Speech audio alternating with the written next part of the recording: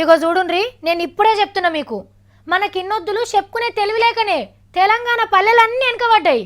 కాబట్టి చెప్పుకునే తెలివి వీళ్ళకి లేదు అనే పేరు మనం తెచ్చుకోవద్దు. హారతి కర్పూరాలు, మంగళారతి, దండలన్నీ పెట్టుకొని తయారుగుండుండ్రి. కానీ గజిబిజ్ అయితే కాకుండ్రి. నిమ్మలంగా ఊరికేం కావాలి, మీకేం కావాలి అన్ని కాగితం మీద రాసియండ్రి. క్రిస్మస్ పండగకు గిఫ్టులు పట్టుకొని క్రిస్మస్ తాత వస్తాడు కదా, గట్లనే మీ ఊర్లో కూడా ఒక ఆయన రాబోతుండు.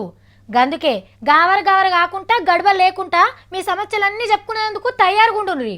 ఇన్నో లెవలో ఇననో లెవలో చిన్న పెద్ద ముసలి ముత్క అందరు మంచిగినంట. హో సీఎం సారు మీ ఊరికి రాబోతుండు. ఎవ్వలెవలకి ఏమేమి కావాలో దరఖాస్తు పెట్టుకోండి.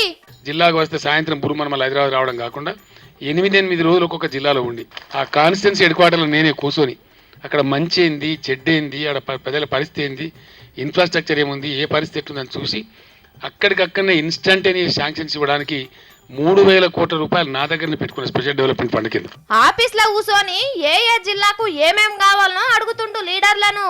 అందరితోని మీటింగ్ లొడవంగానే ఊర్ల బాట పడతాడట. మరి సార్ వచ్చిందంటే ఒట్టిగానే ఉంటదా? అడుగు పెడితే సమస్యలన్నీ తోక వీకాలే, ఉరాల వాన గుమ్మరిస్తాడు. ఏమేం కావాలో అడిగిన దాన్నే సాంక్షన్ చేపిస్తాడట. చక్కటి సడక్లు, వాగుల మీద వంతెన్లు, కరెంటు ట్రాన్స్ఫార్లు, ఊర్ల పొంట చిన్న దావకాన్లు గిట్లా ఏదంటే అది ఇచ్చిపోతాడట. అట్లనే రేషన్ కార్డులు, పింఛన్ రానోళ్ళు సార్కు డైరెక్ట్ గా దరఖాస్తు పెట్టుకోవచ్చు. పెద్ద సార్ చేతుల మీ కాగితం పడ్డదంటే మీకో ఇల్లు వచ్చినట్టే. మొదలు ఆదిలాబాద్లో అడుగు పెడతాడట. కాబట్టి సార్ వచ్చే వరకు కాగితాలన్నీ సై చేసుకొని తయారుగా పెట్టుకోండి.